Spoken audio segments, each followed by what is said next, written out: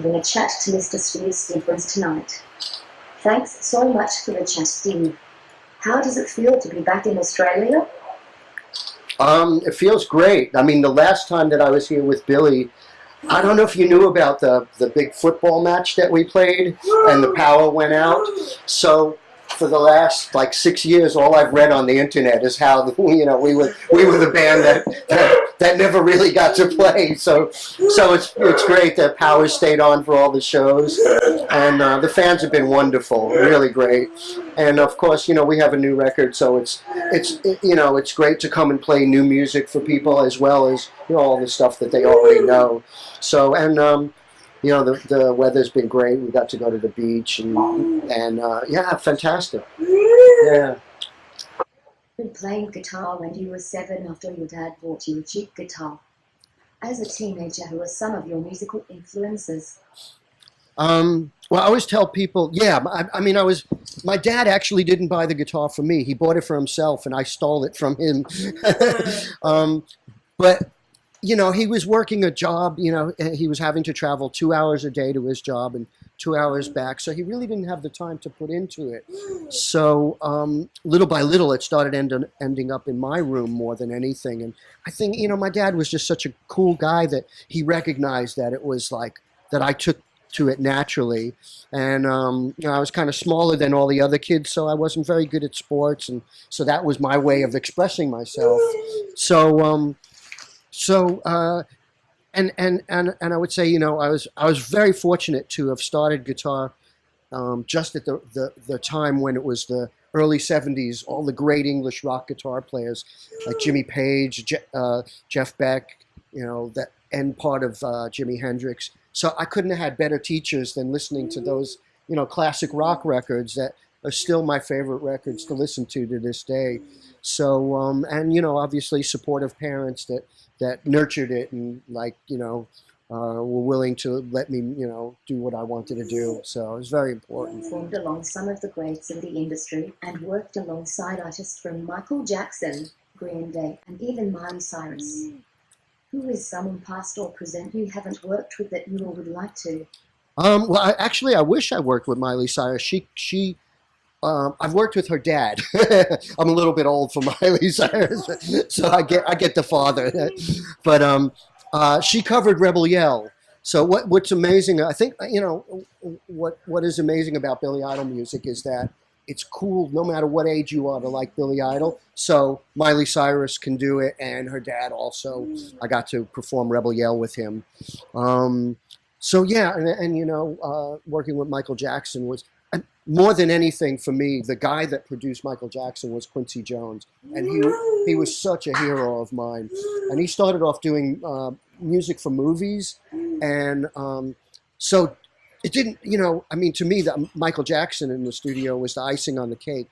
Just to be in there with Quincy Jones was like amazing, and they were like, I think at that time, that was like when they were still, such a good creative team, kind of like Billy Idol and his producer, Keith Forsey.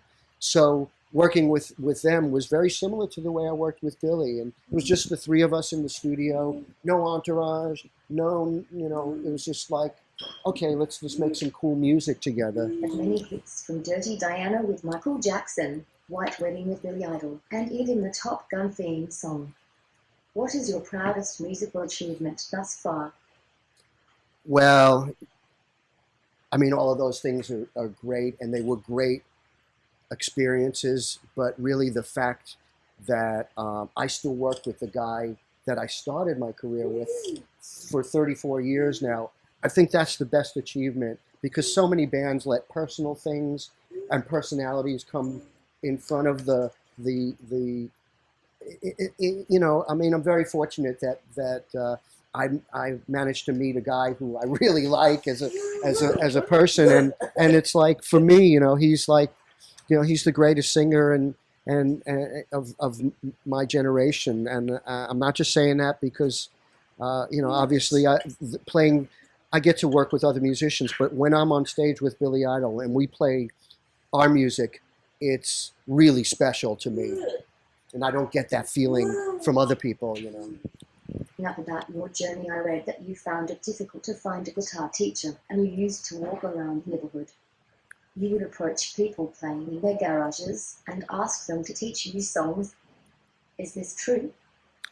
Yeah, I mean, I'm a bit older, so I'm 55, right? So now, like, kids can go on the internet and learn their current music, like cool stuff. But when I was starting, the music teachers were trying to teach, like, fuddy-duddy music that I was like, I wanted to learn the Rolling Stones. So in my neighborhood, there were so many kids that had garage bands, literally garage bands. So on the weekend, I'd walk around the neighborhood, and you could hear them, and I was just some little kid that would go, "Oh yeah, I want to learn that song." And eventually, I found some neighbors right around the corner from me and joined their band as well. And their guitar player started to teach me, Led Zeppelin and Rolling Stones tunes. But yeah, it was hard to find a teacher, that could identify with the stuff that I was listening to. It was like a kind of generation gap, I think. Well, in Far Rockaway, which you have mentioned, had many garage bands. What was it like growing up there for a teenager with ambitions to be a musician? Far Rockaway was, when I tell people I grew up in New York, they immediately think of the city, but Far Rockaway was like a surf area. So the beach was only about 8 blocks from my house. So in the summer, everybody would go on the beach and play acoustic guitar. Literally, you'd see, 25 guys or girls, playing, acoustic guitar. But there was a very well-known American protest singer that came from Far Rockaway. His name was Phil Oakes. And if you get a chance, there's an amazing documentary that you can watch on iTunes about his life. And he was from the same circle of people like the whole Greenwich Village folk scene. And it was Bob Dylan and Phil Oakes, Joni Mitchell, James Taylor, all the early folk music. And Phil's sister ended up being my first real guitar teacher. And it was cool because my Cub Scout troop we got expelled from the whole Cub Scouts because we sang Phil Oakes songs because he was seen as a revolutionary. And I thought, wow, you can really playing guitar is, you can really become an outsider, like a rebel. It was I felt really rebellious. Yeah, mind my English, but fuck the Cub Scouts. I want to play rock and roll. So it was and Phil was our hero, our local hero, and I was very fortunate to have his sister as my first guitar teacher. Yeah. A great artist that came from the 80s era. Do you think technology has helped or hindered the modern day rock and roll artist? Well, there's always good and bad technology. Technology is amazing when it's utilized in the right way, obviously. But it's still the same idea as you have to have a good song to begin with. And that song starts out with maybe two guys or, sitting down in a room with an acoustic guitar. If the song doesn't work as simply as that, then all of the electronics and all of the, all the other technology, you can't cover it up or you can't polish a turd, basically. Right? So you have to have a good idea, and that's really where it starts with. With Billy Idol, we've done shows where it's just the two of us playing the same songs that you saw us play, and they work great. Just one guitar and one guy singing, and because hopefully they connect with people. That's the most important thing. Technology is good if it helps an emotional idea. It has to come from an emotional point, though. Yeah. Billy Idol has lasted over 30 years. Tell me, how did you guys meet and begin this journey together? Yeah, really, you used the right word, a journey. I was in a band before Billy, and there was a group of guys.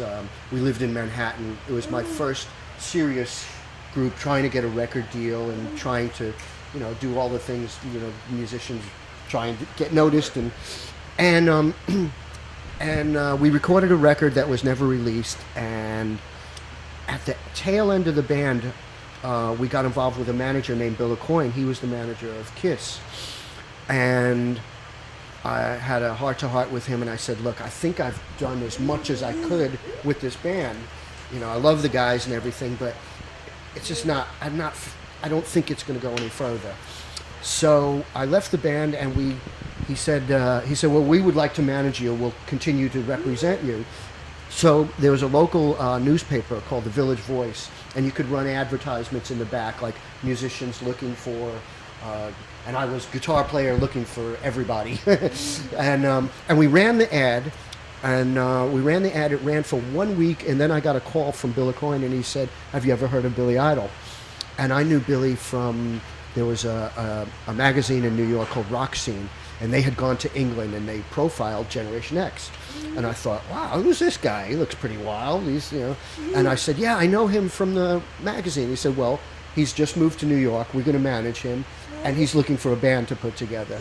So we arranged to meet, and I was very crafty, because I said, look, even if you don't hire me as the guitar player, I know every musician in New York, so I'll help you get all the other guys.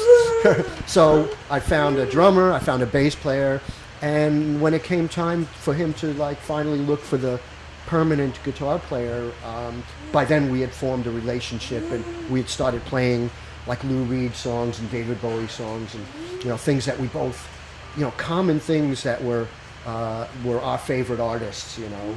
And you know, although he came from the punk rock thing and I was more of a traditional rock guy, we found this common ground, and that became the Billy Idol sound, the combination of rock and roll guitar, punk rock, and also our producer was very important to that, because he worked on like Donna Summer's records, and so all those elements you hear in Billy Idol that are like dance music, not disco, but dance music. We were the first rock guys to do like remixes and stuff like that, and that was because of the ingredients of the three of us bringing our own specialties to the table. What happened in 1982 as I was born in 1991. This is what I came up with. Australian politics. Bob Hawke replaced Bill Hayden as the leader of the LP. In Melbourne, Ash Wednesday claimed the lives of 75 people. Tokyo Disneyland opened, and the McNugget was first sold at McDonald's. So my question is to you do you like McNuggets? Do you remember from that glorious year? All right, the only time I'll eat McNuggets is when my wife orders a Mighty Kids meal. She loves McNuggets, so, and I get the toy. Yeah, I mean, who doesn't love McNuggets? I know it's not very good for you, but every now and again, you know. Yeah, I mean, fortunately, I do remember. 82 was I met Billy in 82, and we started writing for his first record, and I think by the end of 82, we had recorded the first record with White Wedding on it. And for me, it was crazy because I had never been outside of New York, and we went to Los Angeles to record, and it was scary. You know, it was scary because I had no recording experience. You know, I'd been in bands and stuff, but I realized that if I was honest with the producer and the engineer, and just always said, "Show me." You know, I don't know how to do this, but you know, whereas a lot of guys in the band, you know, they were trying to be like too cool, you know, and I thought, I'm not going to try and play it too cool. I'm going to try and show people that I'm willing to learn and make the end result better. And that's always been the reason that I'm still doing what I do, you know, be honest with people and absorb their knowledge, you know. And a signature guitar series with the proceeds going towards MusiCares. Can you tell me a little about this and why you decided to support this charity? Yeah, MusiCares is a offshoot. It's a offshoot of the Grammy organization, and you know, it's nice when people get to win awards and Grammys and things, but really what the Grammys have done is they've established an organization and a fundraising structure that raises money for musicians who have drug and alcohol problems that can't afford it, and they've helped so many musicians. They've helped me personally, helped my friends, helped our rhythm guitar player Billy Morrison does a lot of work with Music Cares, and he's the musical coordinator when they do a show every year and bring in lots of famous names to get people to notice and stuff. Billy Idol has done it, and I just thought I wasn't looking to do a signature guitar, and I had done that in the '80s, and the three things that were important to me about doing a signature guitar is I wanted an instrument that was made by hand in the United States. I didn't want it made overseas and have my name on it, and then people send me emails and say, this thing's a piece of crap, it's falling apart a week after I get it, because it's my name on it, So I wanted a really good handmade instrument, and I thought it would be a great idea if some of the proceeds went to Music Cares to, help other musicians that may be, going through drug and alcohol problems, like every musician I know. So it's a great organization, and it's a really good cause. It's been amazing chatting, Steve. What I would like to do to finish this interview with a segment I call Marlena's Minute. What I do is hand you a number of cards with a question or statement on it. You have exactly 60 seconds to answer as many questions as possible. So just mention the first thing that comes to mind for these. Okay. They are double-sided. Here are the cards. Let me know when you are ready to start, okay? I'm ready. Okay, cards are there. All right. We might just... Okay. Okay. Start here? Yeah? So the first one is favorite food. Okay, go. Wow, favorite food. Oh, what's my favorite food? Well, since moving to Los Angeles, I love Mexican food, because we didn't get that in New York. We had... Just one quick. Oh, I got 60 seconds. Oh, favorite holiday spot? Hawaii. My pet hate is discrimination. To relax, I sleep a lot. First car. Oh, I didn't start driving till I was 45 years old.